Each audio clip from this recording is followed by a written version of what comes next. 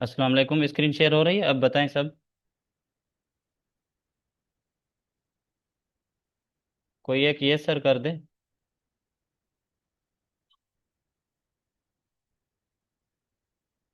Okay, good.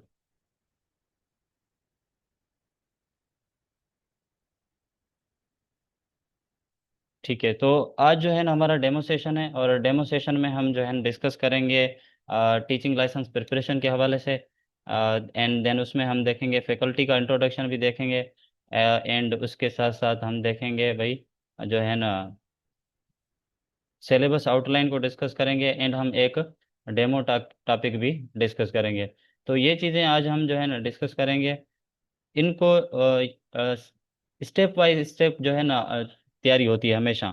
जब भी आप किसी चीज़ की तैयारी कर रहे हैं तो एक स्टेप वाइज जो है ना प्रोसेस फॉलो करना होता है। अदरवाइज स्टेप वाइज प्रोसेस के बगैर आप जो है ना अच्छे से तैयारी नहीं कर सकते।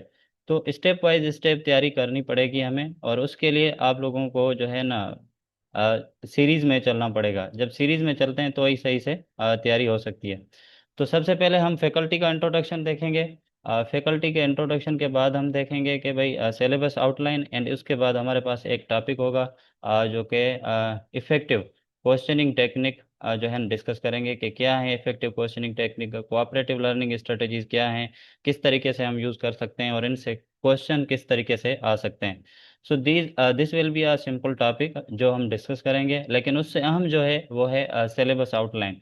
क्योंकि अकेडमीज तो वो बहुत ज़्यादा चल रही हैं, लेकिन उसके बाद उनके पास सिलेबस क्या है, हमारे पास सिलेबस क्या है, एंड हम किस तरीके से पढ़ाएंगे, और हमारा बैकग्राउंड क्या है।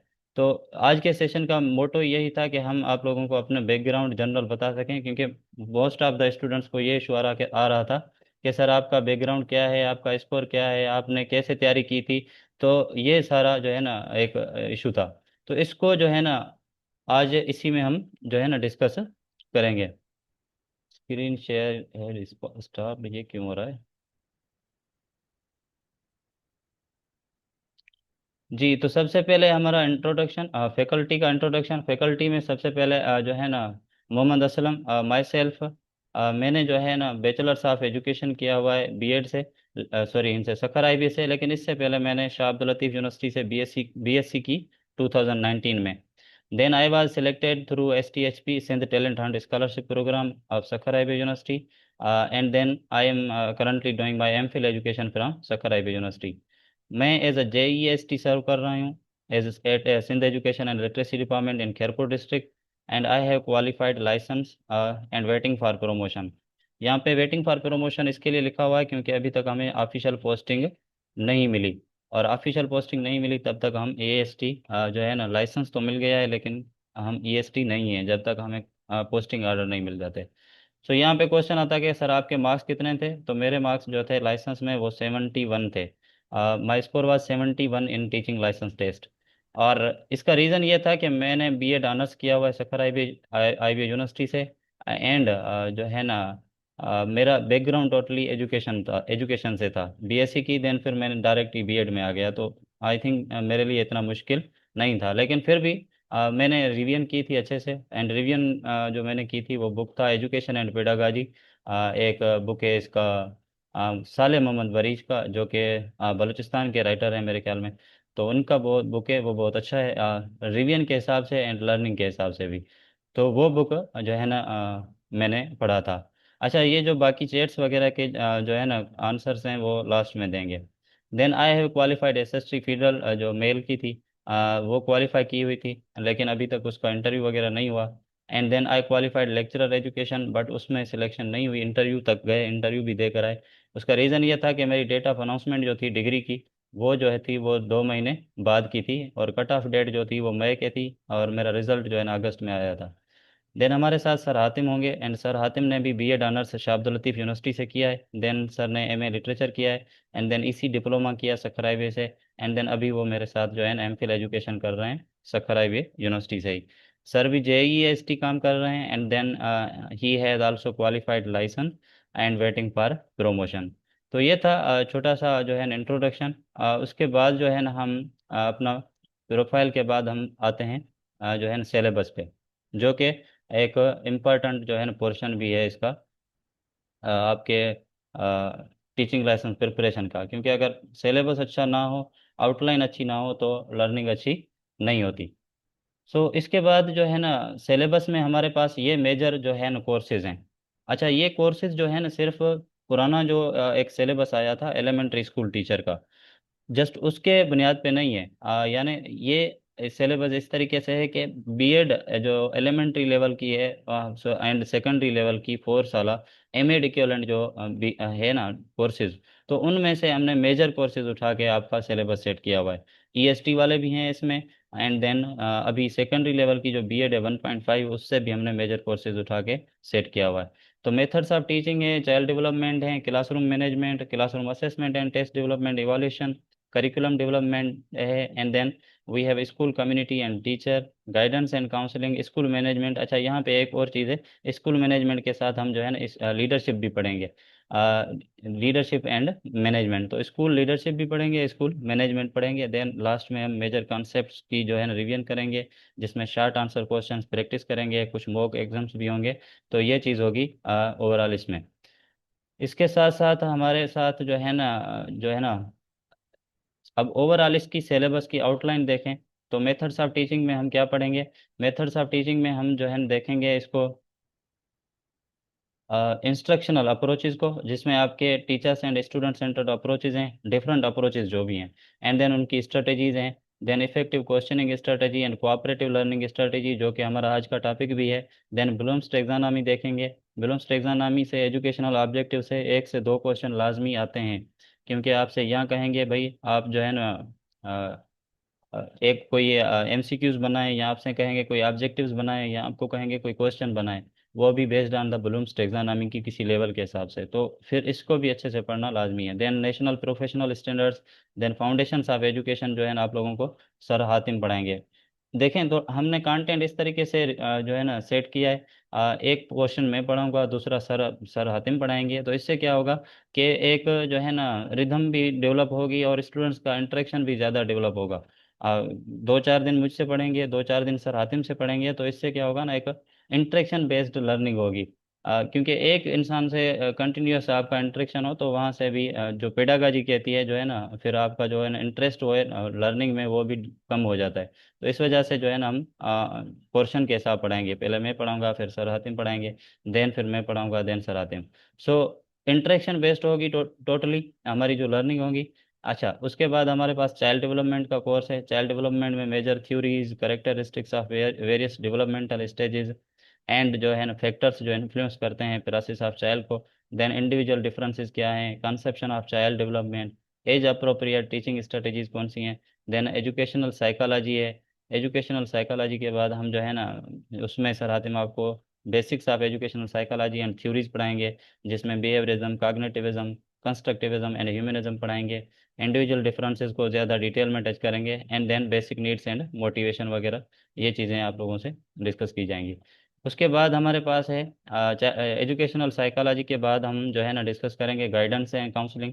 गाइडेंस एंड काउंसलिंग मैं पढ़ाऊंगा, जिसमें गाइडेंस होगी, काउंसलिंग उसके डिफरेंट टाइप्स, काउंसलिंग के टाइप्स, काउंसलिंग की कौन सी स्टेजेस हैं, टीचर का क्या रोल है as a counsellor, as a guider, teacher कैसे गाइड कर सकता है, कैसे काउंसलर कर सकता है, और उसकी कुछ टेक्निक्स। Then classroom management.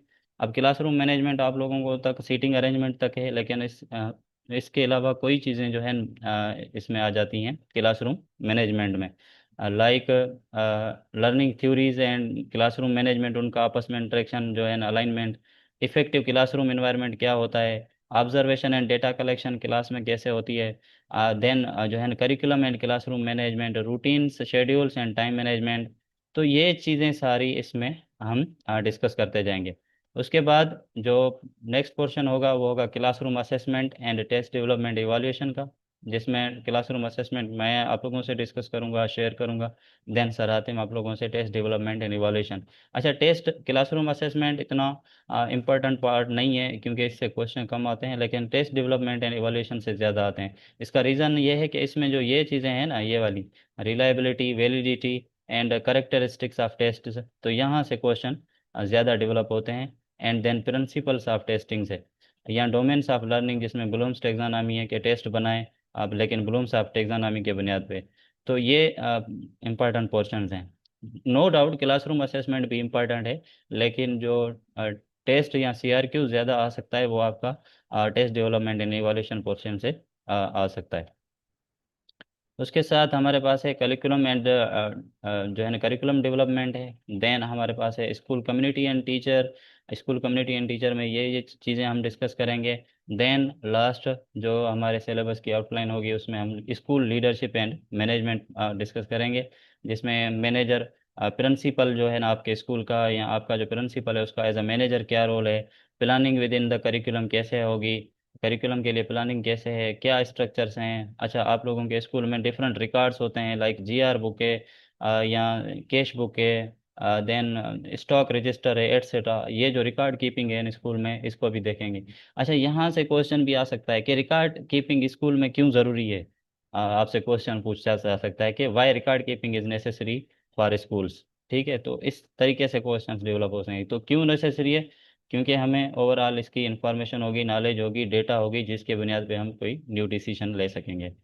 तो दीज आर, ये जो थी हमारी सारी एक सिलेबस की आउटलाइन थी जिसमें हम ये चीज़ें डिस्कस करेंगे। एंड देन लास्ट में हम जो डिस्कस करेंगे वो करेंगे हमारा जो है ना रिवीजन होगा। रिवीजन के साथ प्रैक्टिस एग्जाम्स होंगे, ग्लोसरी ऑफ द सिलेबस होगी कि जो सारा सिलेबस हम पढ़ेंगे तो उसकी ओवरऑल ग्लोसरी होगी, major terminologies, major questions like भाई हमने आप पेडागाजी क्या है, करिकुलम क्या है, स्ट्रक्चर्स या स्कूल रिकॉर्ड कीपिंग क्या है, लीडरशिप क्या है, मैनेजमेंट क्या है। तो छोटी छोटी टर्मिनोलॉजीज को भी लास्ट में हम एज अ ग्लॉसरी पेश करेंगे, क्योंकि उससे जो है ना रिवीजन में ज़्यादा हेल्प होती है। यहाँ पे मैंने एक इमेज रखा हुआ है, आप लोग देख रहे होंगे साइड में, practice makes the man perfect.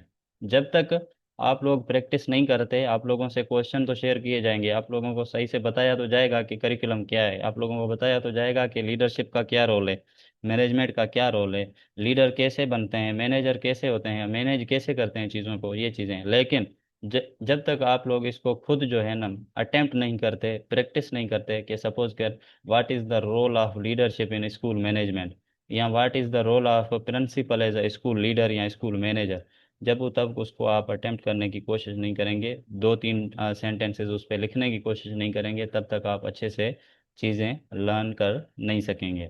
So learning के लिए प्रैक्टिस करना लाजमी है, क्योंकि पेडागाजी भी यही कहती है, क्योंकि हम ये सारी पेडागाजी ही डिस्कस कर रहे हैं कि पेडागाजी कहती है जब तक आप जो है ना प्रैक्टिस नहीं करते, एक्सपीरियंस नहीं करते, ठीक है, आप रिवीजन नहीं करते, तब तक आप अच्छे से सीख नहीं सकते। क्योंकि रिटेंशन के लिए, नॉलेज रिटेंशन के लिए ज़रूरी है कि आप चीज़ों को जो है ना रिवाइज करें, चीज़ों को प्रैक्टिस करें एंड जो है ना खुद उनमें इन्वॉल्व हो एक्टिविटीज़ में, तभी आप अच्छे से सीख सकेंगे। तो होप यू विल बी जो है ना discussing and learning in groups and in a group you will be participating with your fellow colleagues. But एक चीज़ का ख्याल रखना कि ग्रुप में ऐसा ना हो कि एक दूसरे को कहें कि ये आपने गलत कहा है, सही कहा है।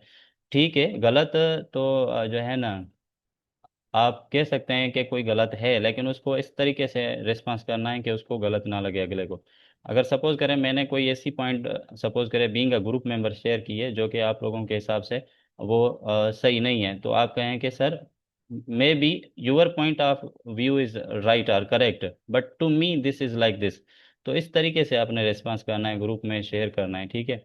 अच्छा, ये दोस्त शायद पूछ रहे हैं कि 12 ग्रेड तक होगी सेकेंडरी लेवल, तो सेकेंडरी लेवल मैट्रिक तक होती है, हायर सेकेंडरी जो है ना 12 ग्रेड तक होती है, और हायर सेकेंडरी को टीचिंग लाइसेंस फोकस नहीं कर रहा, मैट्रिक तक होगा।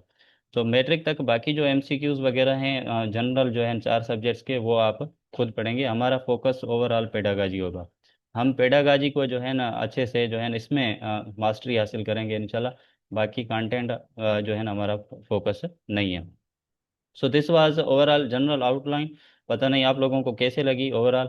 ये आउटलाइन आप लोगों से ग्रुप में भी शेयर की जाएगी, जो शायद पे नहीं कर सकते या हमें ज्वाइन नहीं कर सकते, तो वो खुद भी जो है इन इस आउटलाइन को फॉलो करके अच्छे से तैयारी कर सकते हैं। क्योंकि एक डिटेल में आउटलाइन मिली हुई है कि मेथड ऑफ टीचिंग पढ़ें, फिर फाउंडेशन पढ़ें, फिर चाइल्ड डेवलपमेंट पढ़ें।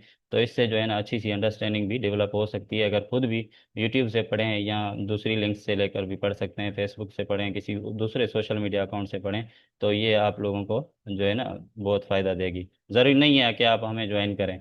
क्योंकि बहुत सारे स्टूडेंट दूसरी एकेडमीज में भी हैं जिन्होंने मैसेज किए हैं, सर हमने दूसरी जगह फ़ी पे कर दी है, अब कैसे करें। तो कोई मसला नहीं है, आप वहाँ कंटिन्यू कर लें, नो इशू। जहाँ से आपको अच्छी तैयारी हो वहाँ से जो है ना आप तैयारी करें। जस्ट फोकस क्या होना चाहिए, लर्निंग होना चाहिए।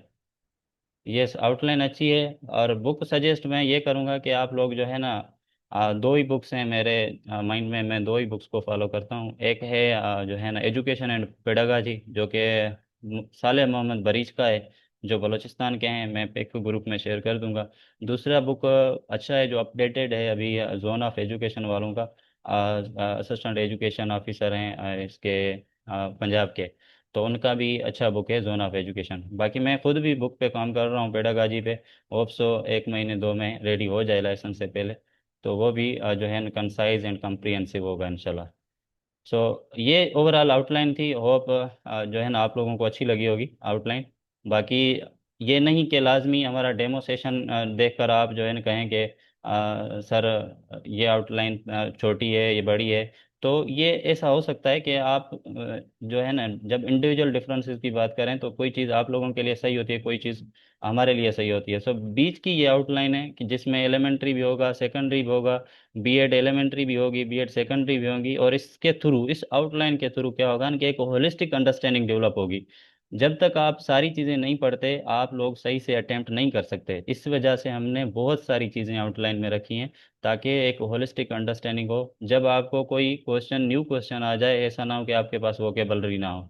आप लोगों को स्कूल मैनेजमेंट तो पढ़ा पढ़ा दें as a course of secondary जो है ना बीएड, बट उसमें लीडरशिप का अगर ना बताएं और लीडरशिप से क्वेश्चन आ जाए तो आप कैसे अटेम्प्ट करें। So this is overall general outline of the जो है ना हमारे सिलेबस की। तो ये चीज़ें हम थ्रू आउट द एग्ज़ाम सीखेंगे। अब चलते हैं अगले हमारे से जो है ना टॉपिक है, डेमो टॉपिक, उसको डिस्कस करते हैं। तो फिर लास्ट में हम डिस्कशन करते हैं। ओके, सो डेमो टॉपिक में हमारा टॉपिक है इफेक्टिव क्वेश्चनिंग स्ट्रेटेजी। अच्छा, यहाँ से अगर देखें ना तो इफेक्टिव क्वेश्चनिंग स्ट्रेटेजी की जब बात हो रही है तो यहाँ से जो है ना सिंपल वर्ड एक नज़र आ रहा होगा, एक आपको इफेक्टिव, दूसरा आपके पास इस, एक मिनट में पेन का कलर चेंज कर लूँ, कहाँ गया ये है। हाँ जी। तो एक इफेक्टिव वर्ड है, दूसरा क्वेश्चनिंग है, तीसरा स्ट्रेटेजी है। इस चीज़ को फोकस ना करें फिलहाल। ये जो है स्ट्रेटेजी, जब प्रीमियम सेशंस में आएंगे आप तो वहाँ पे हम अच्छे से strategy, approach, method and technique, इन चीज़ों को डिस्कस करेंगे। लेकिन इससे पहले ये देख लें सिर्फ इफेक्टिव क्वेश्चनिंग, यानी क्वेश्चनिंग हो, सवाल हो लेकिन इफेक्टिव हो। इफेक्टिव का मतलब ये है कि कोई ना कोई मीनिंग हो, कोई नहीं कोई इसका आउटपुट हो, और स्टूडेंट्स के लिए यानी इम्प्रूवमेंट लाएं। ऐसे सवाल ना हो जो स्टूडेंट्स को डिस्टर्ब करें, लेकिन ऐसे सवाल हों जो स्टूडेंट्स को सोचने पे मजबूर करें, सीखने पे मजबूर करें, और स्टूडेंट्स की क्यूरियोसिटी को डीप डेवलप करें, इग्नाइट करें, और स्टूडेंट्स की अंडरस्टैंडिंग को डीप करें, ज़्यादा बेहतर बनाएं, एंड बूस्ट स्टूडेंट इंगेजमेंट, और स्टूडेंट्स की इंगेजमेंट को भी क्या करें, बूस्ट करें। तो ये नहीं है कि क्वेश्चन जनरल पूछ दें आप, भाई व्हाट इज़ योर नेम, तो ये भी एक क्वेश्चन ही है, लेकिन ये क्लोज्ड क्वेश्चन है जिसमें जस्ट नाम बताया जा सकता है। तो क्वेश्चन ऐसे हों, इफेक्टिव क्वेश्चंस हों, जिसके थ्रू बच्चे की क्यूरियोसिटी डेवलप हो, अंडरस्टैंडिंग डेवलप हो, एंड स्टूडेंट की इंगेजमेंट भी बूस्ट हो। अच्छा, क्वेश्चनिंग का जो ओवरऑल गोल होता है ना, मेन गोल, मेजर फोकस जो होता है क्वेश्चनिंग का, वो होता है अनलॉक इन्फॉर्मेशन। बच्चे के पास कोई ना कोई नॉलेज होती है, कोई ना कोई इन्फॉर्मेशन होती है, तो इस इन्फॉर्मेशन को अनलॉक करने का तरीका यही होता है कि उनसे सवाल किए जाएं, उनसे क्वेश्चन पूछा जाए। लेकिन क्वेश्चन क्वेश्चन या सवाल भी इस तरीके से पूछें, ऐसा इन्वायरमेंट बनाकर पूछें जिसमें बच्चा जो है ना हेजिटेट ना हो। बच्चा ऐसा ना फील करे कि सर मुझसे क्यों पूछ रहे हैं, सर मुझे शायद शर्मिंदा कर रहे हैं या मुझे तंग कर रहे हैं। तो इस तरीका कोई इन्वायरमेंट नहीं होना चाहिए, यानी जनरल क्वेश्चनिंग एक्टिविटी होनी चाहिए। देन मेक कनेक्शंस, कोशिश करें कि कनेक्शंस बनाएं रियल लाइफ से। जब स्टूडेंट्स या अपना कनेक्शंस बनाएंगे ना रियल वर्ल्ड से, देन अच्छी लर्निंग होगी। Then draw conclusions. So goal सिर्फ ये नहीं है कि सवाल पूछना है, गोल ये है कि स्टूडेंट्स के पास जो नॉलेज है, जो इन्फॉर्मेशन है, वो अनलॉक करनी है, वो यानी बाहर निकलवानी है। Then questions are the fuel. Questions जो है ना वो एक फ्यूअल हैं, दे ड्राइव करते हैं इंटेलेक्चुअल एक्सप्लोरेशन, यानी बच्चा खुद सोचने पे, एक्सप्लोर करने पे मजबूर होता है जब सवाल पूछे जाते हैं। So it stimulate cognitive process, ये कॉग्निटिव प्रोसेस को स्टिमुलेट करता है, तेज करता है, and then allowing students to reflect and build knowledge, और तो स्टूडेंट्स को अलो करता है कि वो रिफ्लेक्ट करें एंड थिंक करें। सो इफेक्टिव क्वेश्चनिंग लाजमी है, एक तो स्टूडेंट्स की अंडरस्टैंडिंग डेवलप करने के लिए, स्टूडेंट्स की क्यूरियोसिटी डेवलप करने के लिए, एंड जो है ना स्टूडेंट्स की जो क्या कहते हैं आपका इंटेलेक्चुअल एक्सप्लोरेशन है उसको भी तेज करने के लिए। सो विथ इफेक्टिव क्वेश्चनिंग क्या होता है कि जो है ना we create opportunities for students to actively participate. जब क्वेश्चनिंग करते हैं तो स्टूडेंट्स पार्टिसिपेट करते हैं, एनालाइज करते हैं इन्फॉर्मेशन को, एंड देन क्वेश्चनिंग के थ्रू फिर क्या होता है, they develop their critical thinking skills. Hope this is clear. So questioning general भी होती है, लेकिन जब इफेक्टिव की बात आए तो आप इफेक्टिव क्वेश्चनिंग का मतलब ये होता है कि ऐसे क्वेश्चन पूछे जाएं जो स्टूडेंट्स की क्यूरियोसिटी को इग्नाइट करें, तेज करें, बढ़ाएं, स्टूडेंट की अंडरस्टैंडिंग को बेहतर बनाएं, एंड स्टूडेंट्स की इंगेजमेंट को भी बेहतर बनाएं। अच्छा, सो गुड क्वेश्चन क्या होता है, what are the characteristics of good question. Good question जो होते हैं ना शार्ट भी होते हैं, ठीक है, शार्ट होते हैं, ऐसे ना लेंदी एक सेंटेंस पूरा हो गया, दूसरा तीसरा चलते रहें, इतना बड़ा क्वेश्चन भी ना हो कि बच्चा समझ भी ना सके, तो शार्ट हो, कंसाइज हो। देन थॉट प्रोवोकिंग हो, ऐसा क्वेश्चन हो जिसमें बच्चा सोचने पे मजबूर हो। अनएम्बिगियस हो, रिलेवेंट भी होने चाहिए, then related to the objectives हो, और क्लियरली सवाल लिखे लिखे हुए हों, स्टेटेड हों, ठीक है, कंफ्यूज ना हो, देन स्ट्रेट फॉरवर्ड होने चाहिए, then comprehensive, and then common. Major point ये है कि कॉमन वेकेबलरी यूज़ करें, क्योंकि हम ऐसा करते हैं कि बड़ी बड़ी वोकेबलरीज यूज़ कर देते हैं, फिर जो है ना बच्चे को समझ ही नहीं आता। एंड उसके बाद हमारे पास जो है ना वो है प्रॉपरली डायरेक्टेड भी हों।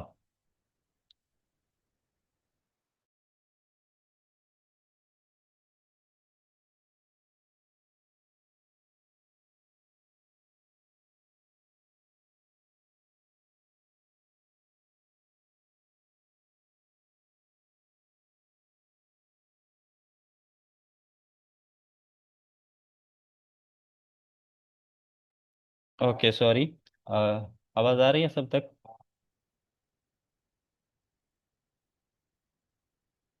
जी जी सर, आ रही है, आ रही, okay, continue. Okay, great, great, thank you. So good question की ये कुछ कैरेक्टरिस्टिक्स हैं कि इस तरीके के क्वेश्चन जो है ना डेवलप किए जाएं जो बच्चे को जो है ना सोचने पे मजबूर करें, सिंपल हो, क्लियरली स्टेटेड हो, स्ट्रेट फॉरवर्ड हो, कोई ज़्यादा वोकेबलरी इस्तेमाल की ना जाए। सो आपसे ये क्वेश्चन भी आ सकता है, पूछा जा सकता है कि भाई what are the characteristics of a good question according to you, ठीक है, ब्रीफली जो है ना एक्सप्लेन करें। तो इस तरीके से क्वेश्चन आएंगे, अटेम्प्ट करना जस्ट उनको सेंटेंसेस में लिखना है, आपकी स्लाइड्स इस तरीके से डेवलप की गई हैं कि आप अच्छे तरीके से इनसे जो है ना अंडरस्टैंडिंग डेवलप कर सकते हैं।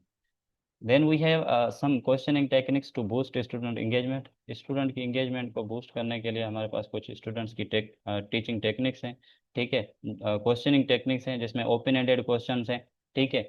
ये ऐसे क्वेश्चन होते हैं कि बच्चा फ्री होता है कोई भी जवाब देने के लिए जो उनके माइंड में है, ठीक है। आप लोगों को कहा जाता है कि भाई पैराग्राफ लिखें, सपोज करें जो है ना ऑन आवर स्कूल, तो आवर स्कूल पे आप कुछ भी पैराग्राफ लिखें, इट डिपेंड्स ऑन यू, अपने आइडियाज लिखें, स्कूल की एक्टिविटीज लिखें, कुछ भी लिखें आप पे कोई जो है ना लिमिट नहीं है कि यहाँ जस्ट लिखना है, नो, यू आर जो है ना free to write anything about जो है ना स्कूल। तो ओपन एंडेड क्वेश्चंस ऐसे होते हैं जो अलाउ करते हैं स्टूडेंट्स को express their thoughts and ideas freely, वो आज़ादी से अपने आइडियाज जो है ना लिख सकते हैं। तो यूजिंग ओपन एंडेड क्वेश्चंस आप फोस्टर करवा सकते हैं बच्चों की क्रिएटिविटी को, and then encourage independent thinking, then elicited diverse perspectives, क्योंकि हर इंसान के पास, हर स्टूडेंट के पास, हर कैंडिडेट के पास एक अपना पर्सपेक्टिव होता है। तो जब आप ओपन एंडेड क्वेश्चन का कहेंगे तो वो अपने हिसाब से और उसके बारे में अपनी नॉलेज के हिसाब से वो आंसर देंगे। देन ओपन एंडेड क्वेश्चन का एग्जांपल ये है कि देखें what is the capital of France अगर पूछें तो इसका जवाब जस्ट वन होगा, सपोज करें पेरिस। लेकिन इसके बजाय अगर ओपन एंडेड क्वेश्चन की बात आएगी तो हम पूछेंगे भाई कौन से फैक्टर्स हैं, what are the factors do you think contribute to city of becoming capital, कि एक सिटी को कैपिटल बनाने के लिए कौन से क्वेश्चंस या कौन से फैक्टर्स हैं जो सिटी को कैपिटल बनाते हैं। तो उसका आंसर ये भी हो सकता है कि इकोनॉमी हो सकती है, पॉपुलेशन हो सकता है, ठीक है, मे बी लोकेशन हो सकती है of the country, sorry, city. तो ये चीज़ें ओपन एंडेड होंगी, बच्चा अपने हिसाब से लिखेगा जो उनके पास आइडियाज़ होंगे। देन है हमारे पास सोक्रेटिक क्वेश्चनिंग।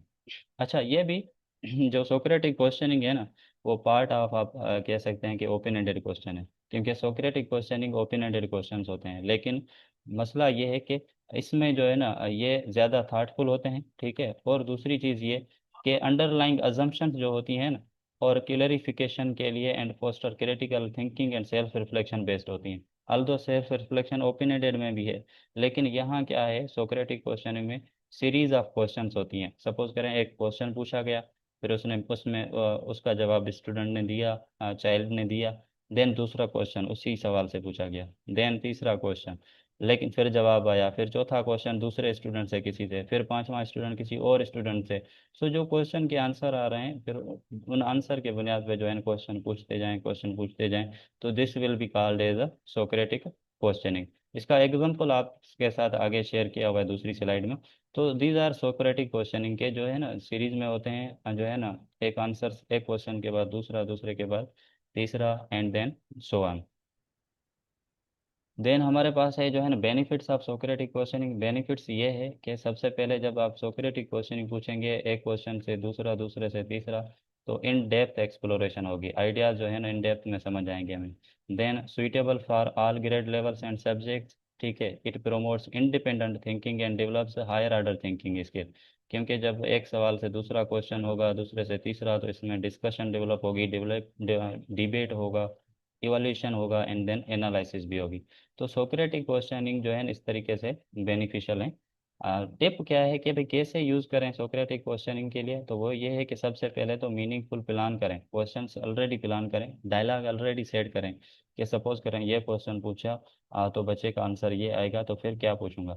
तो इसके बाद ये है कि वेट टाइम दें, जब भी सवाल पूछें तो बच्चों को टाइम दें कि 30 सेकेंड्स में आपने रिस्पॉन्स करना है, 20 सेकेंड्स में रिस्पॉन्ड करना है, and so on. Then follow up जो है स्टूडेंट आंसर्स जो है उनको भी फॉलो करें, प्रोबिंग क्वेश्चंस पूछें, की पॉइंट्स को जो है समराइज करें कि आपने ये कहा, आपका आंसर ये है, तो इसके हिसाब से आप आगे कैसे जो है कहेंगे, इसको आगे कैसे लेके जाएंगे। या फिर वही जवाब किसी दूसरे स्टूडेंट से पूछें, क्या do you agree with this or not, आप इसको आगे कैसे जवाब देंगे, अगर ये कंडीशन है तो कैसे। तो सोक्रेटिक क्वेश्चनिंग इस तरीके से होते हैं। सोक्रेटिक क्वेश्चनिंग के जो है ना असल में इनकरेज करते हैं स्टूडेंट्स को to engage in a critical analysis and self reflection. Students जो है ना सेल्फ रिफ्लेक्शन करते हैं एंड क्रिटिकली जो है एनालिसिस भी करते हैं, and it develops students ability to think independently and articulate their thoughts effectively. अच्छा, कुछ टाइप्स हैं सोक्रेटिक क्वेश्चनिंग के। भाई कुछ ऐसे क्वेश्चन होते हैं जो क्लैरिफिकेशन क्वेश्चन होते हैं, बच्चों को यानी पूछे जाते हैं कि what do you mean by this, इसका मकसद क्या है, आप क्या कहना चाह रहे हैं, could you put that in other way, क्या इसी को किसी दूसरे तरीके से भी आप बता सकते हैं, लिख सकते हैं। और दूसरे होते हैं अजम्पशन क्वेश्चन। अजम्पशन क्वेश्चन का मतलब होता है आप इससे आपका क्या मकसद है, इससे आप क्या जो है ना अज्यूम करते हैं। सपोज करें what could we assume instead, do I understand you correctly, like this.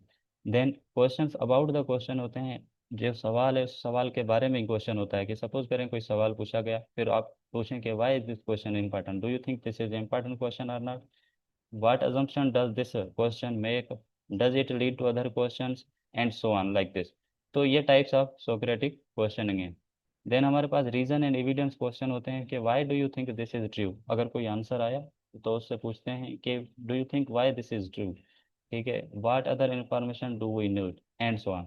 Then view points question होते हैं जिसमें बच्चे का अपना व्यू जो है ना, अपने ख्यालात जो है ना जो है देखे जाते हैं। How would other groups respond, आपका क्या ख्याल है कि अदर ग्रुप इस पे क्या रिस्पॉन्ड करेंगे, दूसरे ग्रुप्स, आप कोई आपका अंदाजा है या नहीं है।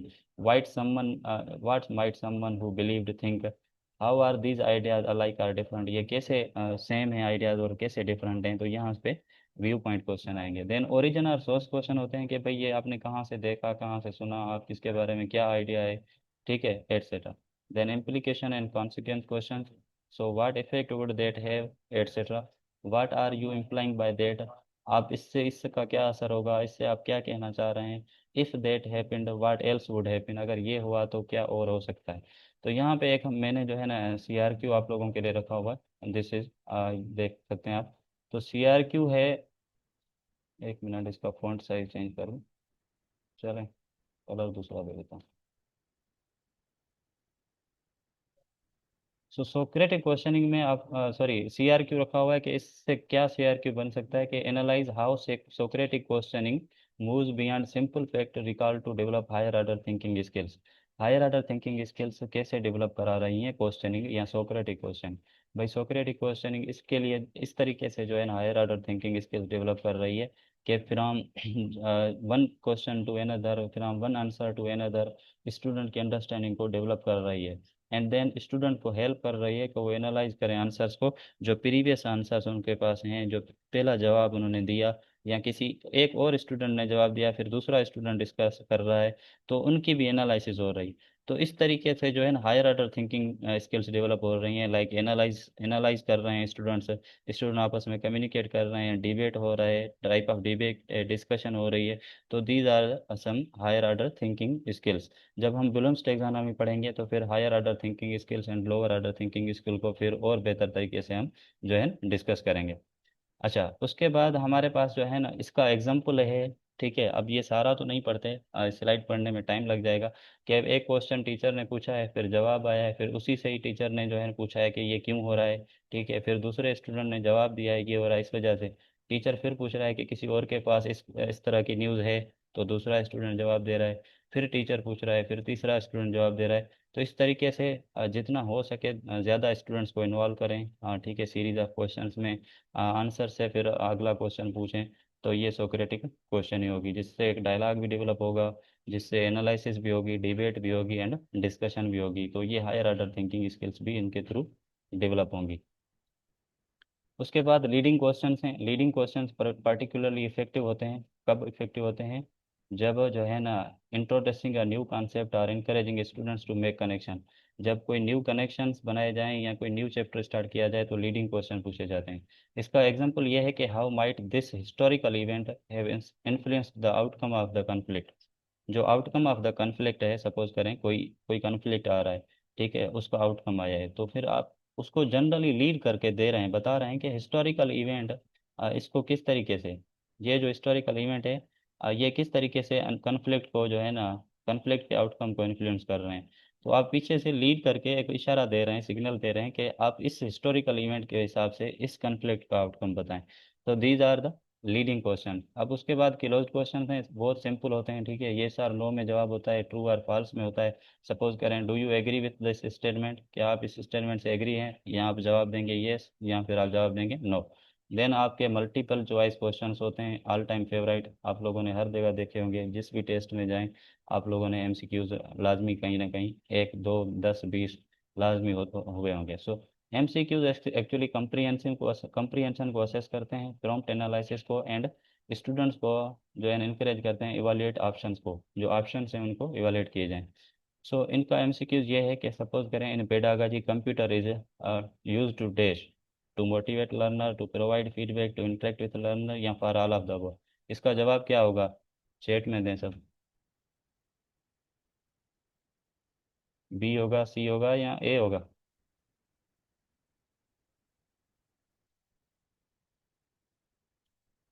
एमसीक्यूज का जवाब सी।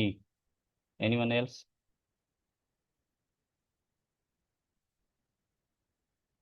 ए, C, C. Okay, D. So answer D सही है इसका। क्योंकि for all of the above आप कंप्यूटर जो है ना पढ़ाते हैं वो इसलिए कि एक तो जो है ना आप टीचर को मोटिवेट स्टूडेंट्स को मोटिवेट करने के लिए फीडबैक भी देते हैं कंप्यूटर के थ्रू ऑनलाइन। देन इंटरेक्ट करते हैं लर्नर से, अभी मैं आप लोगों के साथ जो है ऑनलाइन जो है ना इंटरेक्ट कर रहा हूँ। ठीक है, एंड लास्ट है ऑल ऑफ द अबव, तो इसका जवाब होगा all of the above, D होगा, डी। ओके, उसके बाद है कोऑपरेटिव लर्निंग स्ट्रेटेजीज। अच्छा, यहाँ पे हमारा जो है क्वेश्चनिंग टेक्निक जो है ना पूरा हुआ कि क्वेश्चनिंग और उसके मेजर जो है ना क्वेश्चन के टाइप्स कौन से होते हैं, ये मेजर रखे हैं। वैसे तो ज़्यादा हैं लेकिन काम के नहीं है, क्योंकि आपसे क्वेश्चन ऐसा नहीं पूछा जाएगा कि टाइप्स बताएं। आप लोगों को इस से पूछा जाएगा कि क्वेश्चनिंग टेक्निक को यूज़ करके हम स्टूडेंट्स की हायर ऑर्डर थिंकिंग स्किल को कैसे डेवलप कर सकते हैं, क्वेश्चनिंग टेक्निक क्यों ज़रूरी है, क्या करेक्टरिस्टिक्स हैं, लाइक दिस, इस तरीके के क्वेश्चन पूछे जाएंगे। ओके, उसके बाद है हमारे पास cooperative learning strategies. Cooperative learning strategies जब यहाँ से वर्ड देख रहे हैं ना, जब कोई सवाल आए, कोई टॉपिक आए, उसके जो है ना वर्डिंग देखें, उसकी वोकेबलरी देखें। तो सबसे पहला वर्ड है कोऑपरेटिव। तो कोऑपरेटिव का मतलब होता है कोऑपरेट करना, एक साथ बैठकर एक दूसरे से शेयरिंग करके। ठीक है, सो ऐसी स्ट्रेटेजी जिसमें स्टूडेंट एक दूसरे से शेयर करें, एक दूसरे से कोलाबरेट करें, मिलके बैठें, डिस्कस करें, तो उसको हम क्या कहते हैं, कोऑपरेटिव लर्निंग स्ट्रेटेजी कहते हैं। सो कोऑपरेटिव लर्निंग स्ट्रेटेजी क्यों यूज़ करते हैं? बिकॉज टू फोस्टर, एक तो कोलाब्रेशन को फोस्टर करने के लिए, दूसरा स्टूडेंट की क्रिटिकल थिंकिंग स्किल्स को डेवलप करने के लिए इन क्लासरूम।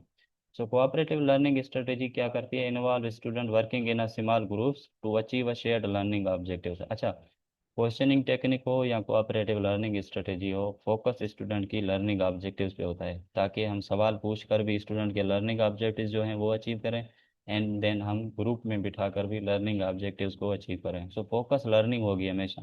सो लर्निंग जब फोकस करेंगे तो हम कहेंगे student learning objective. So it fosters participation, critical thinking and peer to peer learning. Then ये है कि इसके थ्रू सब स्टूडेंट्स को, सब पार्टिसिपेंट्स को जो है ना फ़ायदा होगा। सो cooperative learning strategy is not about working in groups. ये सिर्फ ग्रुप्स में काम करने का नाम नहीं है कि आप ग्रुप्स में बैठें काम करें, but it involve structured strategy, जिसमें कुछ स्ट्रेटेजीज होती हैं जो क्या करती हैं, हेल्प करते हैं मैक्सिमाइज लर्निंग ऑब्जेक्टिव्स। ठीक है, जो लर्निंग है स्टूडेंट्स की उसको मैक्सिमाइज करने में हेल्प करती है। सो ये जो स्ट्रेटेजी है, कोऑपरेटिव लर्निंग स्ट्रेटेजी, ये 21st सेंचुरी स्किल से अलाइन कर रही है, such as communication and problem solving, क्योंकि स्टूडेंट ग्रुप में बैठ के कम्युनिकेशन करते हैं, कोलाबरेट करते हैं, डिस्कस करते हैं। ठीक है।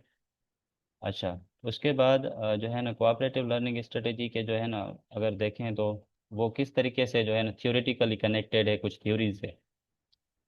मेजर थ्योरीज दो मैंने लिखी हैं यहाँ पे, एक प्याजे की थ्योरी, जॉन प्याजे की, क्योंकि प्याजे का जो फोकस था वो भी ये था कि collaboration among students can lead to deeper understanding and intellectual growth. Then Vygotsky का जो फोकस था वो ये था कि जोन ऑफ प्रॉक्सिमल डेवलपमेंट होता है जो सपोर्ट करता है कोऑपरेटिव लर्निंग को, क्योंकि उस जोन में एक जो है ना, जो मोर नॉलेजेबल अदर होता है, जिसके पास ज़्यादा नॉलेज होती है, वो इसको अपहोल्ड करता है, वो हेल्प करता है स्टूडेंट्स को, ताकि वो ज़्यादा जो है ना लर्न कर सकें। सपोज करें, वाइगास्की के हिसाब से जो टीचर है वो मोर नॉलेजेबल अदर है, या ऐसा स्टूडेंट जिसके पास ज़्यादा नॉलेज है, जिसको ज़्यादा आ रहा है, तो वो मोर नॉलेजेबल अदर है, जो हेल्प करता है किसी दूसरे बच्चे को, स्टूडेंट्स को, कि वो आप जोन ऑफ प्रॉक्सिमल डेवलपमेंट से आगे आए। ठीक है, ज़्यादा लर्न कर सके। तो ये दो थ्योरीज हैं जो इनके साथ जो है ना अलाइन कर रही हैं, तो यहाँ पे जनरल आपकी अंडरस्टैंडिंग के लिए जो है ना ऐड की हुई है। सो की फीचर्स ये हैं जो है ना आपके कोऑपरेटिव लर्निंग के। एक तो अच्छा, ये बहुत इंपॉर्टेंट पार्ट है फीचर्स वाला। एक तो ये पॉजिटिव इंटरडिपेंडेंस हो रही है। पॉजिटिव इंटरडिपेंडेंस मतलब एक दूसरे पे डिपेंड करना। ठीक है, अब मैं जो है ना स्टूडेंट पे डिपेंड कर रहा हूँ, स्टूडेंट मुझ पे डिपेंड कर रहे हैं, या दो स्टूडेंट्स का एक दूसरे पे डिपेंड करना। लेकिन इसके वर्ड साथ एक वर्ड लगा हुआ है पॉजिटिव। पॉजिटिव का मतलब ऐसा नहीं है कि एक ज़्यादा डिपेंड करे, एक कम डिपेंड करे। सो पॉजिटिव इंटरडिपेंडेंस का मतलब ये है कि इक्वल डिपेंडेंस हो और दोनों तरफ से लर्निंग भी हो। ठीक है, दोनों तरफ से काम दोनों का हो रहा हो, लेकिन डिपेंडेंसी हो। सो पॉजिटिव इंटरडिपेंडेंस का मतलब ये है कि वी सिंक और स्विम टुगेदर। ठीक है, डूबेंगे या तैरेंगे, साथ में होंगे। तो ग्रुप में जब वर्क होगा तो ये स्ट्रेटेजी हमेशा फॉलो की जाती है कि स्विंग और स्विम टुगेदर। अगर एक बच्चे को नहीं आ रहा तो ग्रुप वाले उसके लिए वेट करेंगे, ताकि वो सही से सीख ले, पढ़ ले, उसको हेल्प करेंगे, फिर वो ग्रुप को प्रेजेंट करेंगे। तो सिंक और स्विम टुगेदर होता है यहाँ पे। एक म्यूचुअल रिलायंस का जो है सेंस होता है। देन जो है ना ईच मेंबर की पार्टिसिपेशन होती है, ताकि हर मेंबर जो है ना पार्टिसिपेट करे लर्निंग में। ठीक है, ये एक ऐसा एनवायरनमेंट होता है जिसमें एक दूसरे की हेल्प होती है। ठीक है, टू अचीव द गोल्स, या जो गोल्स हैं उनको अलाइन करने के लिए। उसके बाद है इंडिविजुअल अकाउंटेबिलिटी। अच्छा, ये भी इम्पोर्टेंट पार्ट है। क्यों? क्योंकि पॉजिटिव इंटरडिपेंडेंस तो हो गई, एक दूसरे पर डिपेंड करना, लेकिन उसमें एक इंडिविजुअल अकाउंटेबिलिटी भी हो। हर कोई अपने टास्क के लिए अकाउंटेबल है, हर कोई अपने काम के लिए जिम्मेदार है। कोई भी फ्री राइड नहीं है कि मुफ्त में भाई एक मेंबर बैठ जाए और चार बच्चे जो है, चार मेंबर जो है ना काम करेंगे। No, every member has to do a work. हर मेंबर को काम करना है, हर मेंबर जो है ना रिस्पॉन्सिबल है। ठीक है, फॉर मास्टरिंग द मटेरियल, कोई जो मटेरियल मिला हुआ है, जो काम मिला हुआ है, उसको मास्टर करने के लिए। सो यहाँ पे एक सोशल लोफिंग का जो है एलिमेंट आता है। यहाँ से सवाल डेवलप हो सकता है कि सोशल लोफिंग को अवॉइड करने के लिए क्या करना चाहिए टीचर को, ताकि ग्रुप में एक दूसरे पे डिपेंडेंट ना हो, ज़्यादा पॉजिटिव इंटरडिपेंडेंस हो। तो सोशल लोफिंग का मतलब ये है कि कुछ मेंबर जो है काम कम करते हैं और दूसरे मेंबर ज़्यादा करते हैं, या कुछ मेंबर काम करते ही नहीं है, दूसरों पर रिलाई करते हैं। तो इसको जो है ना अवॉइड करना चाहिए, इंडिविजुअल अकाउंटेबिलिटी पे फोकस होना चाहिए। उसके बाद आपके पास है जो है ना सोशल लॉफिंग के बाद है जो इंडिविजुअल असेसमेंट भी होनी चाहिए। ऐसा ना हो जनरल ग्रुप को फोकस किया जाए और कुछ मेंबर जो है ना काम ही ना करें। तो इंडिविजुअल जो है ना अकाउंटेबिलिटी को लाजमी जो है ना फोकस में रखा जाए, ताकि सोशल लॉफिंग जो है ना अवॉइड की जाए। उसके बाद ये जो कोऑपरेटिव लर्निंग स्ट्रेटजीज हैं, ये सोशल इंटरेक्शन को इंक्रीज करती हैं। ठीक है, बच्चे आपस में कम्युनिकेशन करते हैं, एक्सचेंज ऑफ आइडियाज़ होती है, एक्सप्लेनेशन एंड डिस्कशन होती है। इसके थ्रू इंटरपर्सनल जो कनेक्शन हैं स्टूडेंट्स के वो डेवलप होते हैं, एंड स्टूडेंट्स की जो कम्युनिकेशन स्किल्स हैं एंड देन डिस्कशन स्किल्स हैं वो भी डेवलप हो सकें। इसके थ्रू सोशल स्किल्स डेवलपमेंट होती हैं, जो कि कम्युनिकेशन एंड कन्फ्लिक्ट रेजोल्यूशन है, सपोज करें। देन इफेक्टिव जो है ना leadership and active listening and decision making develop होती है। And then main part is that prepares student for collaborative roles in professional and social settings. जब ऐसी group activities होंगी तो इनके थ्रू ये जो है ना कोलैबोरेटिव रोल्स जो है ना प्रिपेयर करेंगे स्टूडेंट्स को for professional and social setting. Suppose करें एक एक कैंडिडेट है जो अभी किसी जो है ना ग्रुप एक्टिविटी में इन्वॉल्व नहीं है, तो जो वो जब बड़ा होगा तो वो हाँ यानी अलोन रहना पसंद करेगा rather than communicating with other friends या ग्रुप मेंबर्स। और जब आप जॉब में चले गए तो जॉब में भी फिर ऐसे अकेले अकेले घूमना, हर जगह ऐसे मेंबर आप लोगों ने देखे होंगे कि वो बिल्कुल अकेले अकेले घूम रहे होते हैं। उसका रीज़न ये होता है कि उसकी जो सोशल इंटरेक्शन होती है वो बिल्कुल कम होती है, उनको पता नहीं होता कि हाउ टू कम्युनिकेट। तो जब ग्रुप एक्टिविटीज़ होंगी तो इसमें भी बच्चों को जो है हेल्प होगी कि वो किस तरीके से इंटरेक्ट करें, किस तरीके से जो है लर्निंग हो, एंड किस तरीके से फर्दर जो है ना इम्प्रूव करें खुद को।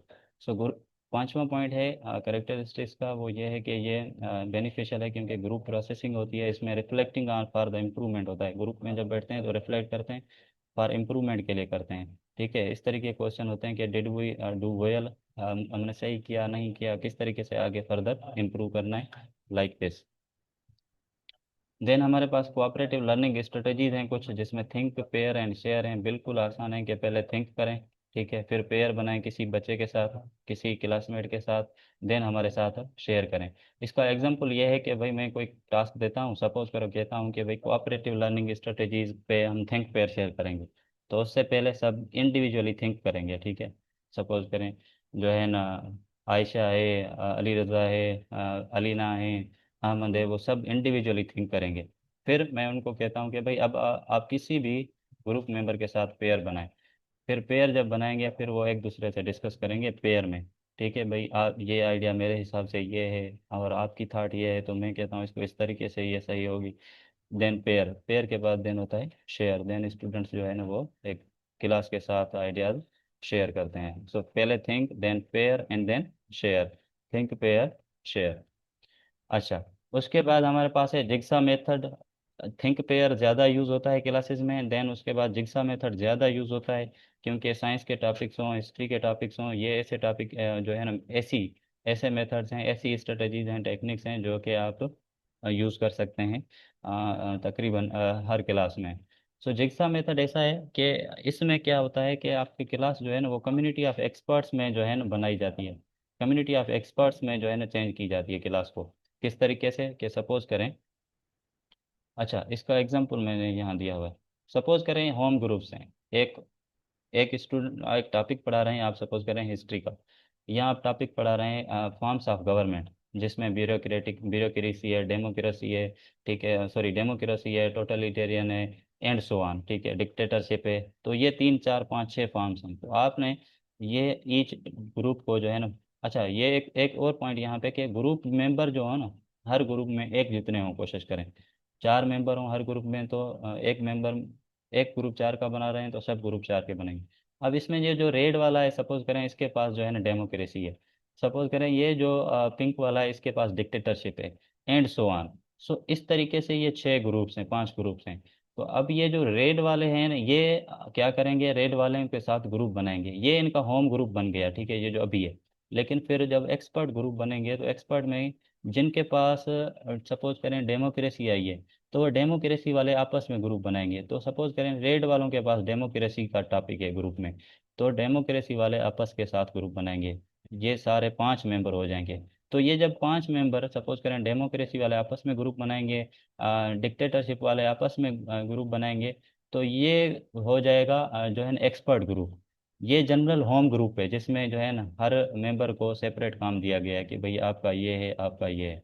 लेकिन जब वो यानी जब एक टॉपिक वाले एक साथ ग्रुप बनाएंगे तो इसको कहेंगे हम एक्सपर्ट ग्रुप, क्योंकि ये फिर जस्ट डेमोक्रेसी डिस्कस करेंगे एक दूसरे के साथ। ये रेड वाले सपोज करें, ये रेड, ये दूसरा रेड, ये तीसरा, इनके पास डेमोक्रेसी है तो ये डेमोक्रेसी डिस्कस करेंगे। फिर ये एक्सपर्ट हो जाएंगे डेमोक्रेसी में। देन वो वापस होम ग्रुप में जाएंगे। फिर जब ये रेड वाला डेमोक्रेसी वाला इस टॉपिक में इस ग्रुप में आएगा तो ये एक्सपर्ट बन के आएगा, क्योंकि इसके पास बहुत नॉलेज होगी जो 3 मेंबर 4 मेंबर दूसरों से भी इसने ली है। फिर ये इन क्लास वालों को बताएगा कि डेमोक्रेसी क्या है। देन ऐसे ही डिक्टेटरशिप वाले पहले ऐसे अपने ग्रुप में पढ़ेंगे, देन डिक्टेटरशिप वालों के साथ ग्रुप बनाएंगे, देन वापस आकर होम ग्रुप में डिस्कस करेंगे। तो दिस इसको हम कहते हैं, एक तो कम्युनिटीज बनती है एक्सपर्ट्स की, लेकिन उससे पहले होम ग्रुप होते हैं, होम ग्रुप से फिर वो एक्सपर्ट ग्रुप में जाते हैं। लेकिन फिर एक्सपर्ट ग्रुप में वो डिस्कस करके एक दूसरे के साथ ज़्यादा चीज़ें लर्न करके वापस आके होम ग्रुप में जो है डिस्कस करते हैं। तो यहाँ पे यही चीज़ लिखी हुई है कि बिल्डिंग नॉलेज टुगेदर, सबसे पहले होम ग्रुप में बच्चों को डिवाइड करेंगे। देन हर मेंबर को कोई ना कोई टॉपिक दिया जाएगा जिस पे उसको एक्सपर्ट ही हासिल करनी है, एक्सपर्ट होना है। देन उनको डिवाइड किया जाएगा कि वो अपने एक्सपर्ट ग्रुप्स के साथ मिलें, डेमोक्रेसी वाले ग्रुप में जाकर आप एक दूसरे से डिस्कस करें। देन उनको वापस बुलाया जाएगा अपने होम ग्रुप में कि वापस आएं और अपने जो है ग्रुप मेंबर्स को समझाएं। इसके साथ मैंने एक CRQ रखा हुआ है, यानी कोऑपरेटिव लर्निंग स्ट्रेटेजी के लिए। वो ये है कि how does the jigsaw method promote positive interdependence and social skill development. Social skill development और पॉजिटिव इंटरडिपेंडेंट किस तरीके से प्रमोट कर रही है कि एक दूसरे पे डिपेंड भी करना है लेकिन पॉजिटिव। दूसरा ये है कि सोशल स्किल्स कैसे डेवलप हो रही हैं थ्रू जिग्सा। कोई एनी में एनी वन अमंग यू जो रेस्पॉन्ड करना चाहे कि इस तरीके से जो है जिग्सा जो है ना सोशल स्किल डेवलपमेंट करा रही है, अपनी माइक ओपन करे एंड रेस्पॉन्ड करे। Any one.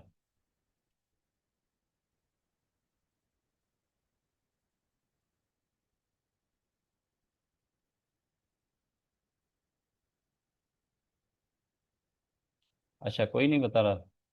चले मैं बता देता हूँ।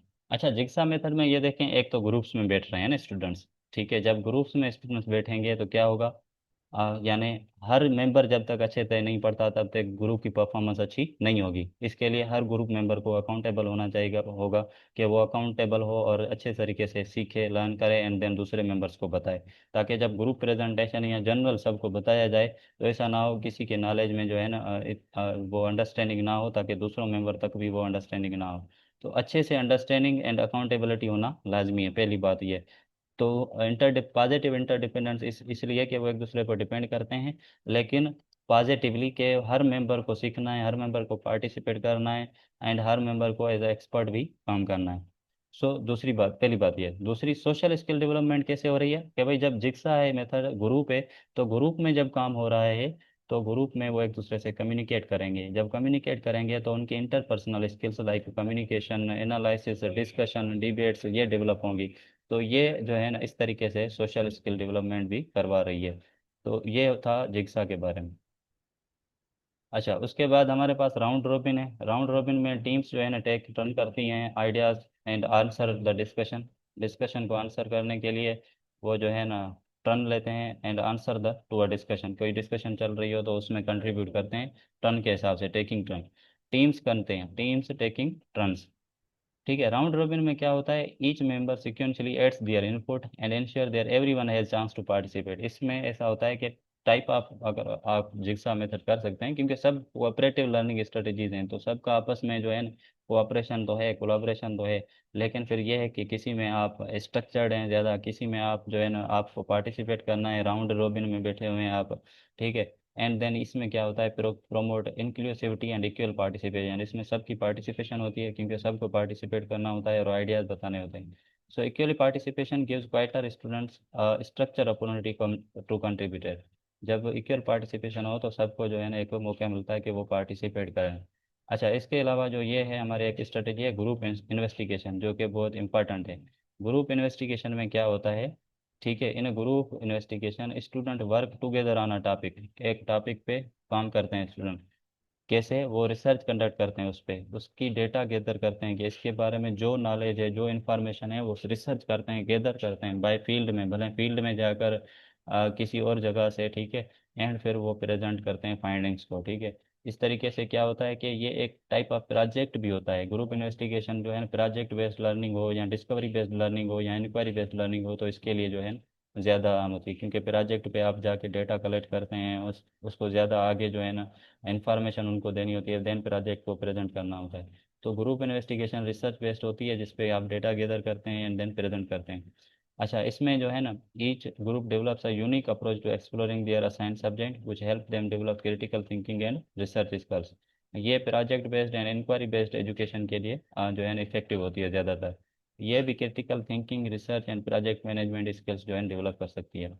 अच्छा, याद रहे, जब कोलाबरेटिव स्ट्रेटेजी कोई भी आ जाए ना, तो वो आपकी क्रिटिकल थिंकिंग स्किल डेवलप कराएगी, ठीक है। उसमें ग्रुप वर्क सपोज करेंगे या कोलाब्रेशन होगा, ठीक है, कोऑपरेटिव होगी, ठीक है। उसमें जो है ना सोशल स्किल्स स्टूडेंट्स की डेवलप होंगी। तो ये कुछ ऐसी अहम चीज़ें हैं ना जो सब में होंगी। तो इन चीज़ों पे फोकस रखिएगा। ऐसा ना हो कि सवाल आए और फिर आप कहें कि भाई ये तो हमने पढ़ा ही नहीं था। तो जब कोई भी कोलाबरेटिव स्ट्रेटेजी आ गई, कोऑपरेटिव लर्निंग स्ट्रेटेजी आ गई, तो उसमें group social work skills develop होंगी, उसमें जो है ना डिस्कशन होगी, उसमें जो है ना क्रिटिकल थिंकिंग स्किल डेवलप होगी, उसमें एनालिसिस होगा, क्योंकि बच्चे दूसरों के रिस्पांस के बुनियाद पे एनालाइज करेंगे। तो ये चीज़ें लिखकर भी आप जो है ना आंसर को जो है ना अटेम्प्ट कर सकते हैं अपने क्वेश्चन को। तो ये था आपका जो है ना round रेबिन and group investigation. Group investigation जो है ना वो राउंड रेबिन जनरल है कि आइडियाज़ टर्न करते हैं, पार्टिसिपेट करते हैं बाय टर्न जो है ना डिस्कशन में। लेकिन ग्रुप इन्वेस्टिगेशन इंपॉर्टेंट है, क्योंकि ये project based and inquiry based पे के लिए ज़रूरी होती है। इसमें रिसर्च होती है, डेटा गैदरिंग होती है एंड सो ऑन, ठीक है। उसके बाद हमारे पास जो टॉपिक है वो ये है कि पीयर टीचरिंग। पीयर टीचरिंग ऐसा होता है कि एक पेयर जिसके पास नॉलेज ज़्यादा है वो दूसरे को असिस्ट करे, उस दूसरे को समझाए, दूसरे को पढ़ाए। स्ट्रॉन्गर स्टूडेंट्स जो है ना रीइंफोर्स करते हैं their knowledge by explaining ideas while others gain a clear understanding through peer interaction. यानी इसमें पीयर इंटरेक्शन होता है, जो स्ट्रॉन्गर स्टूडेंट होता है वो अपनी नॉलेज को ज़्यादा डेवलप करता है by explaining ideas by by or teaching others. So इसमें कॉन्फिडेंस डेवलप होता है बच्चे का, कम्युनिकेशन डेवलप होती है, और instances interpersonal bonds with in the class. तो यहाँ पे जो है ना हमारी जो है ना जनरल जो कोऑपरेटिव लर्निंग स्ट्रेटजीज हैं पूरी होती हैं। और उसके बाद जो है ना हमारा आता है कि इसको इम्प्लीमेंट कैसे करें। कोऑपरेटिव लर्निंग स्ट्रेटजी का सवाल आ जाए कि किस तरीके से इम्प्लीमेंट करना है। तो सबसे पहले ये है कि हमें ऑब्जेक्टिव्स लाजमी ध्यान में हो, ठीक है। जिस तरीके से हम क्वेश्चनिंग स्ट्रेटजी फॉलो कर रहे थे, उसके ऑब्जेक्टिव ध्यान में हो, इस तरीके से जब भी हम कोऑपरेटिव लर्निंग स्ट्रेटजी करवा रहे हैं तो हमें भी ये चीज़ हो कि हम हमारे ऑब्जेक्टिव्स क्या हैं, हम क्या अचीव करना चाहते हैं, हम हमारे स्टूडेंट्स के लिए हम क्या करना चाहते हैं। So what students would achieve. क्योंकि जब भी कोई स्ट्रेटजी हो, कोई एक्टिविटी हो, कोई जो है ना टीचिंग का काम हो, तो फोकस स्टूडेंट्स की अचीवमेंट होता है, स्टूडेंट्स की लर्निंग होता है। जस्ट अकेडमिकली नहीं बल्कि सोशली भी, ठीक है। देन ग्रुप फॉर्मेशन, ग्रुप ऐसे बनाए जिसमें डिफरेंट ग्रुप जो है ना डाइवर्स ग्रुप्स हों, लाइक गर्ल्स एंड बॉयज़ भी मिक्स हों। एंड देन कोई ज़्यादा होशियार स्टूडेंट हैं जो स्ट्रॉन्गर हैं, उनको जो है ना स्लो लर्नर के साथ मिलाया जाए। और एबिलिटीज़ के साथ में, बैकग्राउंड के साथ में, स्किल्स के साथ हिसाब से जो है ना डाइवर्स ग्रुप हों। देन असाइन रोल्स किए जाएं, लाइक एक को कहा जाए भाई आप लीडर बन जाएं, आप रिकॉर्डर बन जाएं, आप प्रेजेंटर एंड एक टाइम कीपर बन जाए। देन ऑब्जर्व करें ग्रुप की डायनामिक्स को, गाइडेंस भी प्रोवाइड करें। देन रुब्रिक्स को यूज़ करते हुए उनको असेसमेंट एंड फीडबैक भी दें, ताकि फिर वो उनको अच्छे से इम्प्रूव कर सकें। क्योंकि फीडबैक के थ्रू इम्प्रूवमेंट होती है। तो बच्चों को फीडबैक देना भी लाजमी है, लेकिन इस सेंस में दें कि बच्चा इसको जो है ऑन करे फीडबैक को, ना कि बच्चा परेशान हो गया कि सर क्या कहेंगे। सो की बेनिफिट्स ये हैं कोऑपरेटिव लर्निंग स्ट्रेटेजी के कि एकेडमिक अचीवमेंट होती है, स्टूडेंट की अंडरस्टैंडिंग डेवलप होती है, नॉलेज रिटेंशन होती है, और critical thinking and problem skills develop होती हैं। Then social and emotional growth होती है स्टूडेंट्स की। एंड देन उसके बाद ये है कि इंक्लूसिविटी होती है। इंक्लूसिविटी का मतलब ये है कि सब स्टूडेंट जो है सपोर्टेड फील करते हैं। क्योंकि ऐसा एनवायरनमेंट जिसमें बच्चा जो है ना अंडर वैल्यूड फील करे या सपोर्टेड फील ना करे, तो फिर वहाँ पे वो बच्चा पार्टिसिपेट कम करता है। लेकिन हमेशा कहा जाता है कि भाई इंक्लूसिव एनवायरनमेंट बनाएं क्लासरूम में, स्कूल्स में। तो उसका मकसद ये है कि ऐसा एनवायरनमेंट जिसमें सब बच्चे फील करें कि हम सब के लिए काम हो रहा है, हमें सबको सपोर्ट दी जा रही है, हम सबको वैल्यू दिया जा रहा है। तो supportive and valued environment create किया जाए सबके लिए, ठीक है। म्यूचुअल रिस्पेक्ट हो सबके लिए। Then preparation for the work force. अब ये जो लर्निंग स्ट्रेटजीज हैं कोऑपरेटिव, ये वर्कफोर्स के लिए तैयार करते हैं। फ्यूचर के लिए आप किसी प्रोफेशनल जॉब में जा रहे हैं, कोई बच्चा जा रहा है तो उसमें उसको हेल्प करेगी, क्योंकि इसकी कम्युनिकेशन डेवलप हो चुकी है, कोलाब्रेशन एंड प्रोजेक्ट मैनेजमेंट की स्किल्स इसके पास आ रही हैं जब वो ग्रुप में काम कर रहे हैं। सो इनक्रीज एंगेजमेंट, दूसरा ये है कि एंगेजमेंट हो रही है स्टूडेंट की, बच्चों के साथ लर्निंग जो है एंजॉयबल हो रही है एंड फन हो रही है। देन लास्ट पॉइंट इसके लिए रखिए, इसमें जो है ना ओवरऑल आपका सम आ जाता है कि क्या है कोऑपरेटिव लर्निंग स्ट्रेटेजी। असल में कोऑपरेटिव लर्निंग स्ट्रेटेजी सिर्फ क्लासरूम के लिए एकेडमिक में अचीवमेंट नहीं दे रही, बल्कि वो बच्चों को प्रिपेयर कर रही है बियॉन्ड द क्लासरूम, यानी क्लासरूम के भी बाहर भी वो किस तरीके से रहें, किस तरीके से कम्युनिकेट करें, किस तरीके से एनालाइज करें इंफॉर्मेशन को, किस तरीके से सोचें, उसके लिए भी इनको जो है ना ये कोऑपरेटिव लर्निंग स्ट्रेटेजी हेल्पफुल है। अच्छा, CRQs कौन से यहाँ से पूछे जा सकते हैं वो कोऑपरेटिव लर्निंग स्ट्रेटेजी से, वो ये हैं: how do cooperative learning strategies prepare students to grow in professional network. भाई कोऑपरेटिव लर्निंग स्ट्रेटेजीज किस तरीके से हेल्प करते हैं बच्चों को कि वो अपने प्रोफेशनल नेटवर्क में ग्रो करें। एनीवन जो रेस्पॉन्स देना चाहे। माइक को अनम्यूट करके भी दे सकते हैं, जनरली चैट में भी दे सकते हैं।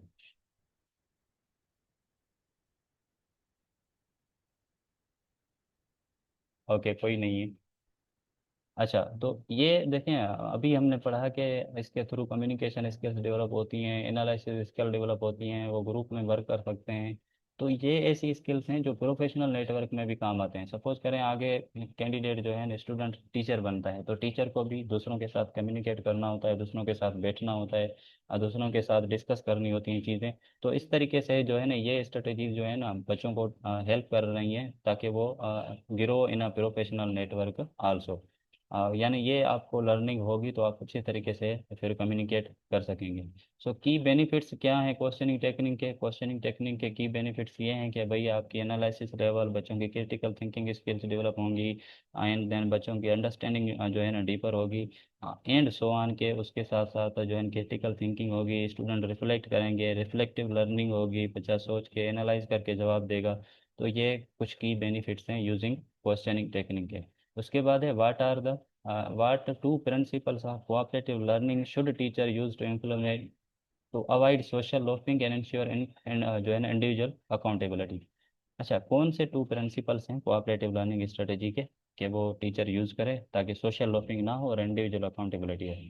तो उसका पहला तो यही होगा, इंडिविजुअल अकाउंटेबिलिटी पे फोकस हो, क्योंकि इसमें ही पॉइंट है। और दूसरी पॉइंट ये है कि पॉजिटिव इंटरडिपेंडेंस हो, यानी इंटरडिपेंडेंस हो, लेकिन ऐसी इंटरडिपेंडेंस हो जिसमें सबको पार्टिसिपेट करना हो, सबकी इक्वल जो है ना पार्टिसिपेशन हो, सबकी इक्वल रिस्पॉन्सिबिलिटी है कि वो जो है ना अपने टास्क को मास्टर करें, अपने टास्क को अच्छे तरीके से सीखें एंड दूसरों से शेयर करें, ताकि डिपेंडेंसी जो है ना इन अ नेगेटिव सेंस ना हो। तो इस तरीके से वो सोशल लर्निंग को अवॉइड करवा सकता है teacher using individual accountability and positive interdependence. तो यहाँ पे आज हमारा सेशन ख़त्म होता है, ठीक है। And thank you so much, welcome for more you can join our learning zone academy for teaching licence and pedagogy preparation. ये व्हाट्सअप नंबर आप लोगों को दिया हुआ है यहाँ पे, कुछ स्टूडेंट्स ऑलरेडी कनेक्टेड हैं हमारे साथ व्हाट्सएप पे। Thank you very much.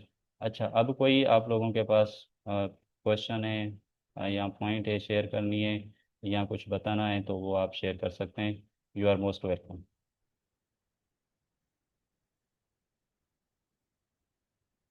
Anyone?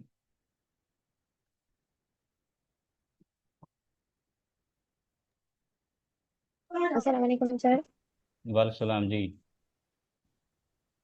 Ji sir, आपसे ये कहना था कि मतलब जैसे इस तरह तो समझा, ठीक है, जैसे आप समझा रहे हैं तो वो मतलब कि समझ में आ रहा है। जी जी बट ये कि जब CRQ का टाइम एकदम से आप पूछ रहे हैं तो जी वो मतलब ये क्या रिपीटेशन हमारी होगी उसके बाद ही सही होगा? जी जी, वो बिल्कुल ऐसे देखें। अब आप थोड़ी सी नॉलेज पे ज़्यादा अटेम्प्ट नहीं कर सकते। अब ये फर्स्ट सेशन था, सपोज करें डेमो, फिर सेकंड सेशन होगा, थर्ड सेशन होगा, तो फिर आपकी नॉलेज बढ़ती जाएगी, आपका कॉन्फिडेंस बढ़ता जाएगा स्टेप बाय स्टेप। दिन ब दिन आपका कॉन्फिडेंस, आपके पास वोकेबलरी ज़्यादा आ जाएगी। जब वोकेबलरी आएगी फिर ही आप कुछ लिख जी सर, सकेंगे। क्योंकि हमने रिवीजन भी नहीं की फर्स्ट टाइम। हाँ, अभी तो न्यू है ना, देखें फर्स्ट सेशन था, आपको को पता ही नहीं है कि भाई CR को इस तरीके का आ सकता है इस सही क्वेश्चन सर। पे, इस टॉपिक से। तो ये आप लोगों की अंडरस्टैंडिंग जब तक ज़्यादा नहीं होती, आप लोगों के पास जब तक ज़्यादा वोकेबलरी नहीं आएगी, तब तक अच्छे से अटेम्प्ट नहीं कर पाएंगे। तो फर्स्ट सेशन में कुछ नहीं होता, जब आप 3 4 क्लासेस 5 ले लेंगे ना, फिर आप लोगों को एक कॉन्फिडेंस हो जाएगा कि मैं लिख सकती हूँ, मैं अटेम्प्ट कर सकती हूँ। आप खुद ही बोलना शुरू करेंगे, माइक अनम्यूट कर देंगे। मैं बोलूँगा नहीं माइक म्यूट कर दें, आप फिर बोलेंगे नहीं सर मैं बताऊंगी। हाँ, अस्सलाम वालेकुम सर। वालेकुम सलाम। Sir, thank you so much for sharing the valuable information about the teaching licence. जी सर, मेरा एक क्वेश्चन है। वो ये कि सर आपने बताया सारी पेडागोजिकल जो है नॉलेज है वो आपने शेयर भी करी और आपने उसकी आउटलाइन भी शेयर की जो कि आप कोर्स में कवर करवाएंगे। जी बट जी। सर मेरा क्वेश्चन ये है कि अगर ये सेकेंडरी लेवल का टेस्ट होता है तो ग्रेड 1 से लेके ग्रेड 12 तक के सारे एकेडमिक सब्जेक्ट लाइक जी इंग्लिश, मैथ्स, उर्दू, ये जी सब जी। कवर किए जाएंगे टेस्ट में भी। तो सर अगर आपका ये जो क्लासेस हैं इसमें अगर एकेडमिक भी कवर किया जाए तो ज़्यादा इजी हो जाएगा। फिर एक प्लेटफॉर्म से हम पेडागोजिकल इन्फॉर्मेशन भी ले सकते हैं, उसका कंटेंट भी हम कॉपी डाउन कर सकते हैं अपने पास प्रैक्टिस के लिए, और साथ साथ एकेडमिक भी। तो ये बहुत अच्छा हो जाएगा, फिर हमें किसी और तरफ जाना नहीं पड़ेगा। ओके सो असल में ये है कि जब आप जो है ना एकेडमिक्स की बात कर रहे हैं या कंटेंट पोर्शन की, तो कंटेंट पोर्शन में 4 सब्जेक्ट्स हैं मेजर। ठीक है। तो जी वो जी जी। सेकेंडरी, जब भी सेकेंडरी लेवल की बात हो न, तो उसका मतलब होता है 6 से मैट्रिक तक। प्राइमरी पर फोकस नहीं करेंगे, 6 से मैट्रिक तक। ठीक है। जी। अच्छा अब अगर हम ये जो है ना हमारी जो ये आउटलाइन है वो तकरीबन 1.5 से 2 महीने तक चल सकती है। फिर ऐसा है कि हम न्यू सेशन स्टार्ट कर सकते हैं कंटेंट के लिए सिर्फ, कि हम कंटेंट पोर्शन भी उस तरीके से तैयारी करवाएं। लेकिन हमारा जो मेजर फोकस है वो ये है कि पेडागाजी, क्योंकि कंटेंट जनरली हर बच्चे तकरीबन टीचर्स हैं, तकरीबन स्कूल्स में पढ़ा रहे हैं, प्राइवेट या गवर्नमेंट, तो उनको थोड़ी बहुत अंडरस्टैंडिंग ऑलरेडी है। तो हम उनको गाइड कर सकते हैं कि आप यहाँ से तैयारी करें, आपके पास ये नोट्स हैं या ये यूट्यूब चैनल है, आप इससे सीखें कंटेंट की प्रिपरेशन के लिए। बाकी ये है कि हम इस सेशन में वो इंक्लूड नहीं कर सकते, क्योंकि ऑलरेडी जो है ना बहुत ज़्यादा है पेडागाजी, इसको कवर करना नॉट इजी टास्क। अकेडमीज चला रही हैं साथ साथ। Sir Aslam, hello. जी जी सर आप। सही सही। सर आपने ये कहा कि आप सर आपने कहा कि आप इसके बाद उसको हमें शेयर कर देंगे, लिंक शेयर कर देंगे जिससे हम साथ साथ एकेडमिक भी कर सकें। तो सर मैं आपसे ये रिक्वेस्ट करूंगी कि आप अपनी क्लास में ही बता दीजिएगा एज सुन एज पॉसिबल, ताकि हम अपनी एकेडमिक खुद से कर लें और बाकी जो पैरालॉजिकल जो है हमारे सारे कंटेंट वो हम आपके पास से कंफर्म कर लें, सारे इसमें से प्रैक्टिस हो जाए हमारी। बिल्कुल बिल्कुल। मैडम, एक्चुअली हमारे पोर्टल में आप एक्सेस करेंगे ना, तो वो हमने जीएसटी के लिए भी क्लासेस ली हुई थी।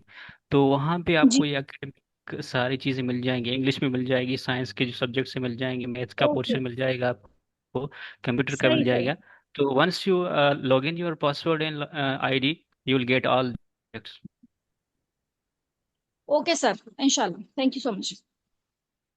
Yes anyone else. Vivo V24। Please जब आप कुछ बोलें तो अपना नाम बता के फिर आगे शेयर करें। जी वीवो। हैंड रेज है, पता नहीं नाम क्या है।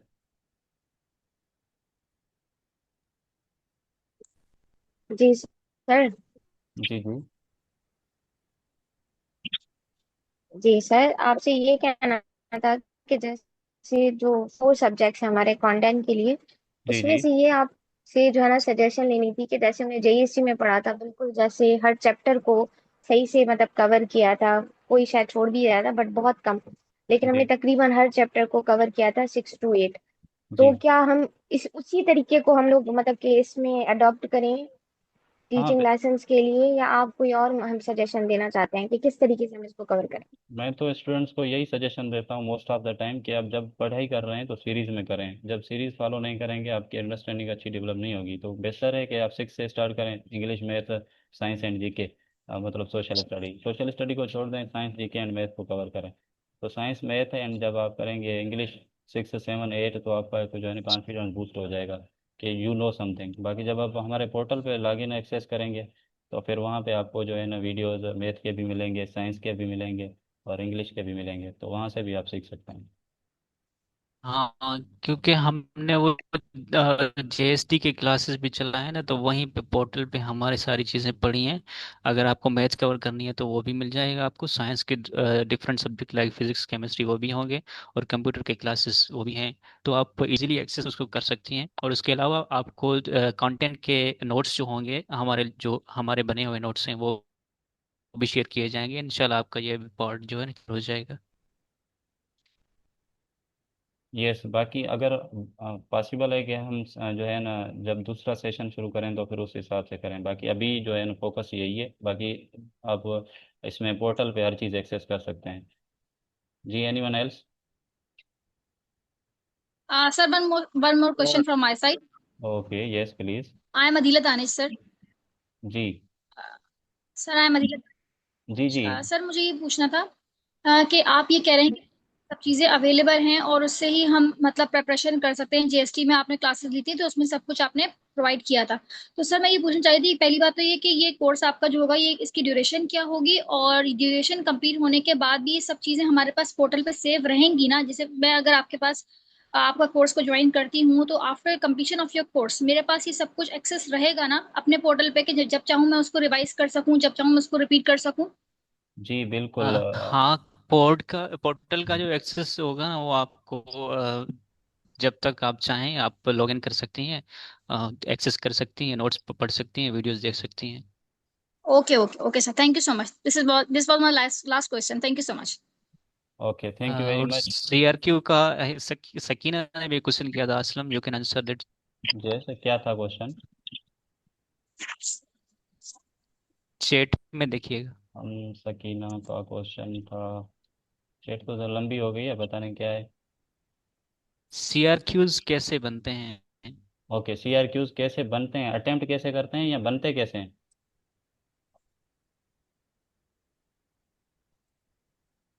Sakina, if you share that chat.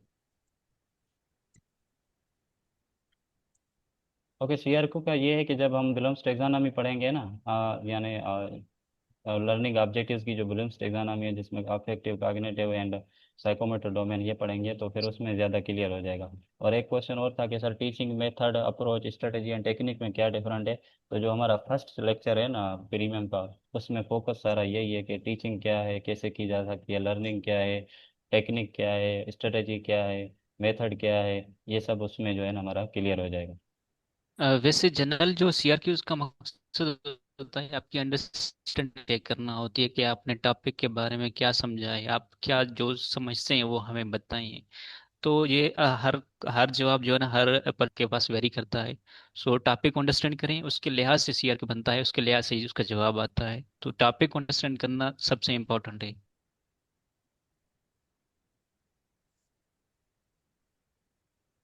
Okay, thank you very much. तो अब यहाँ पे हम सेशन को जो है ना एंड कर सकते हैं, एंड करते हैं। थैंक यू वेरी मच, आप सब लोगों ने ज्वाइन किया, हमें जो है सुना अच्छे से। Thank you, hope you will be joining us, some of you will be joining us, and जो जिन्होंने ज्वाइन नहीं किया तो उनके साथ भी आउटलाइन वगैरह शेयर हो जाएगी, वो अच्छे तरीके से उससे भी जो है सीख सकते हैं, कोई इशू नहीं। Thank you very much, hope you enjoyed it.